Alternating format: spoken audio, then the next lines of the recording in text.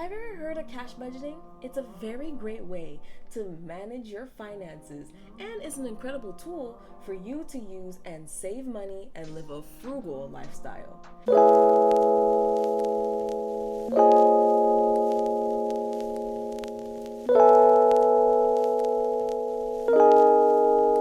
Cash budgeting involves a set amount of cash being set aside each month to be used for expenses, saving, and spending. It's a very effective way to make sure that you're identifying non essential spending and develop solid financial habits over time. To start, I will be introducing myself. Hi everyone, my name is Chelsea. I am a 20-year-old college student that works in the banking industry. I'll give you a quick overview of my financial situation. I make $1,000 approximately per paycheck on a bi-weekly basis, and I also receive $5,000 per semester in financial aid refund. I was introduced to the cash budgeting style by my older sister in the summer of 2022. I didn't fully get into it until November of 2022. November is what I'll use to talk about my first month of cash budgeting. Now, before I start, I just want to tell you guys some quick benefits of what cash budgeting can do for you. Number one is increased awareness. You can use cash budgeting to make yourself more aware and more mindful of your spending. When you are faced with physical cash in your hands, you become more conscious of what you're buying and how much you're spending. When you have a limited amount of cash on hand, it becomes easier to stay within your budget because you can physically see how much money you have left to spend. Number two is avoid overspending. With cash envelopes, you are limited to only that specific amount of money that is allocated to each category. You are not going to overspend because you physically just don't have the cash. By using cash instead of a debit or credit card, you're less likely to overspend or make impulsive purchases. Last but not least, another great benefit of cash budgeting is good financial habits. By using cash envelopes, you can use it to help you develop good financial habits, such as saving money and avoiding as much bad debt as possible. With cash envelope budgeting, you will be more mindful of your spending and you'll be able to plan ahead for expenses. This can help you better understand where your money is going and how to manage it more effectively. With that being said, now I'm going to start talking about the several categories that I had within my spending binder. So, this is my spending binder right here. This is how cute it is. It has the word moolah and my initials right here. And when in November happened, I had several categories, which included dates, clothing, eating out, fun, gas, and grocery. Now I'm going to show you guys what categories do I have right now as of January of 2023. So let's open this bad boy up. So first things first, we have eating out, we have gas, we have groceries, we have fun, also known as shopping, and we have miscellaneous. As you guys can see, I got rid of the clothings and date category because I noticed that I don't spend money on dates or clothing on a monthly basis. I'm on a long distance relationship with my boyfriend at the current moment, so going on dates isn't really a monthly expense for me. It's more of a once every 3 months or once every 4 months expense. However, at the same time, with clothing, I don't usually buy clothing on a monthly basis. For me, when I spend money on clothing, I spend it on a once every half year basis. So those two categories were taken out of here because I wanted to keep this binder as a means for monthly variable expenses, not expenses that are whenever it occurs. So that's this. And now I will talk to you guys about this binder, which is my savings binder, also known as sinking funds. Multiple people have used this for different types of things. Since I am a college student, this is my second and last binder. I may or may not add more binders due to certain categories, but this is what I have so far. And let's open it up to see what we got. So in this binder, as of January 2023, I have a car expense. Then we have clothing. It's meaning I took out the clothing category from here and put it in here. Then we have charity. Then we have dating, which is the same category from dating from this binder to this binder. Then I have my emergency fund right here. And then I have my medical category at this point right here. Then we have savings. Come on, work with me. Then we have gifts. And then we have vacations. And then we have some savings challenges. Now, I'm going to tell you guys what categories I had in this binder when I first started in November of 2022. So in November, I only had the car category, didn't have this. I had the charity category, didn't have this. I had my emergency fund category, had the medical category, the savings category. This was not here in November of 2022. And I had this category as well, which was the vacations category. And these savings challenges were not here. So when I started when I started cash budgeting, I started it on November 8th. I went to my bank and I took out about $515 and I allocated it into both binders so that way I can be able to spend money and save money. With that being said, I want to talk to you guys about the mistakes that I made while cash budgeting within November and how my first month went. I noticed that I had enough money to sustain me from the 8th of November to the 30th of November, as you guys can see right here. I gave myself, this could work for me. Right here, you guys can see, I gave myself, when I first started cash budgeting, $60. And it actually worked. It worked all the way until November 30th. However, it wasn't enough to sustain me from the 1st of December all the way until the 15th of December. The reason why is because my paycheck on the 30th was only enough to pay for rent. So I didn't have enough to sustain my eating out category until the 15th of December. So this was kind of a fail for December. So you can see right here, I don't know if you guys can see it, I put $60 here. I spent some money at Huey Magoo's, Taco Bell. I spent money at some place. Oh, this was Pizza Hut.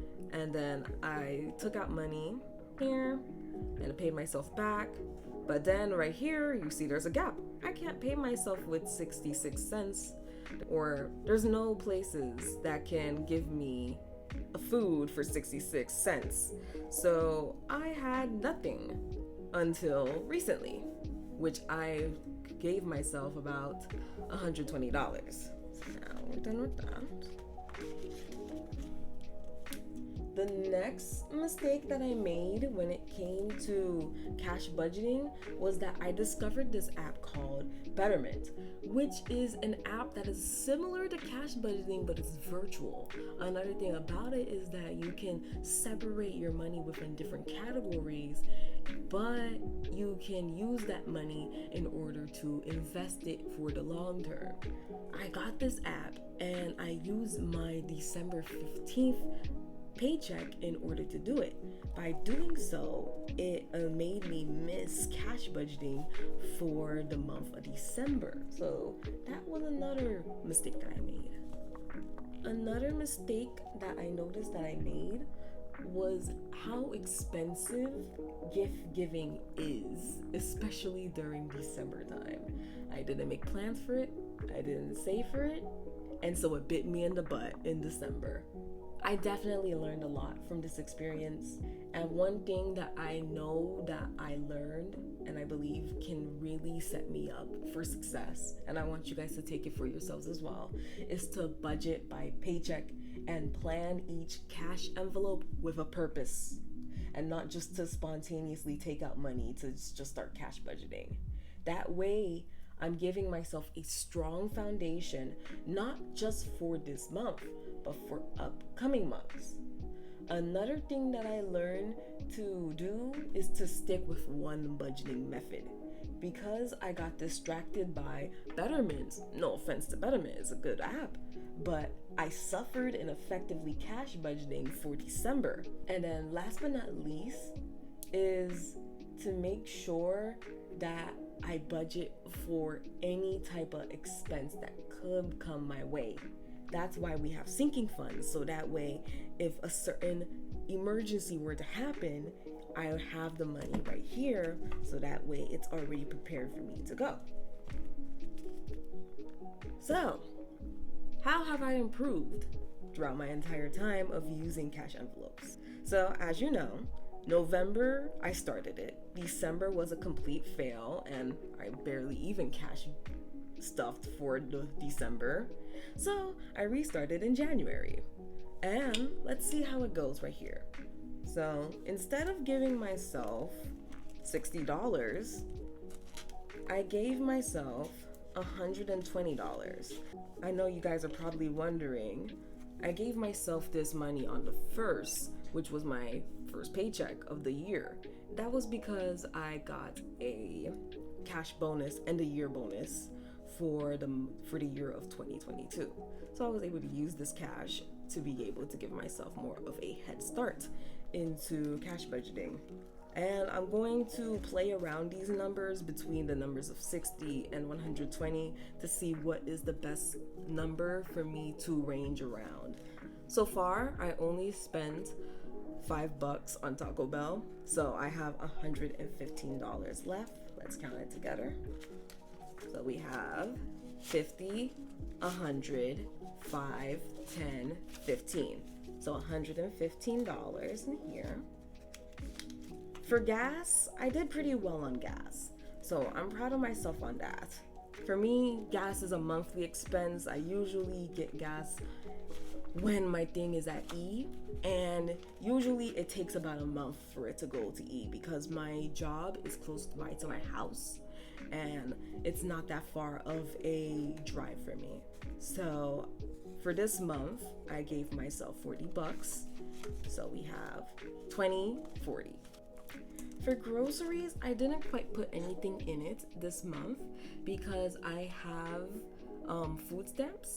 So the thing about it is that since my family contribution is at 0, any students that has a family contribution of 0 is eligible to get food stamps. So this has absolutely nothing in it. Same thing with this category. I don't have any money into this category because I wasn't expecting myself to go shopping for the month of January. Trying to make this into a no spend month for anything that is not spendable. Last but not least, miscellaneous was okay. Miscellaneous always gets $20 because miscellaneous is whenever I am short in any of one of these categories. So that is what I'm proud of right here. And then that's the end of this binder. Going back to this binder, we have $60 in my car saved up. So we pull it out. We have 20, 40, and 60. Give me a quick moment. Struggling here. Work with Ray. Then we have clothing. I didn't put anything into it, so I should probably update this into saying that I took out money from here and then put it into another category. I'll do that later. Charity, I feel like taking out this category because I know that charity is important for certain people, but to me, it's just not important at the moment because of my financial situation and how giving back to the community isn't quite a priority to me. So I may take it out of this category. Other people may keep it in, but for me, I feel like I might have to take this out because it just isn't as important to me as I thought it was. Then we have dating. Dating has $80 in it, which I forgot to take out and write it down right here. So I probably allocated it to another. Let's talk about my emergency fund. My emergency fund has 260 in it. 100, 50, 200, 20, 40, 60. 260 in here. My goal for my emergency fund is to get it to at least 1,000. Then we have a medical, which is a measly 20 bucks. Then we have savings, which is $42. Then we have gifts. Then we have vacations, which is $240. I'm pretty sure you guys may see that my emergency fund and my vacations fund is also like my two most important funds in my opinion. So we have 51, 20, 40, 60, 80, 2, 20, 40, 240. And then we have some savings challenges right here. I have a $500 savings challenge, a 26-week saving challenge, and I have a secondary emergency fund savings challenge. So that is all for this binder.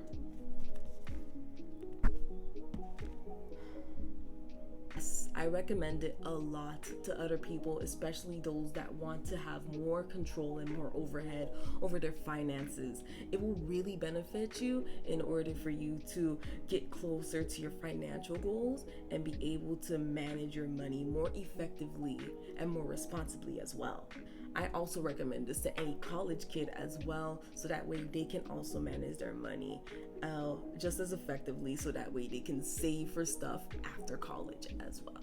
And that's it for this video. Thank you so much for listening. I hope you enjoyed this video, and please don't be afraid to follow, like, and subscribe, and I will see you in the next video. Bye bye.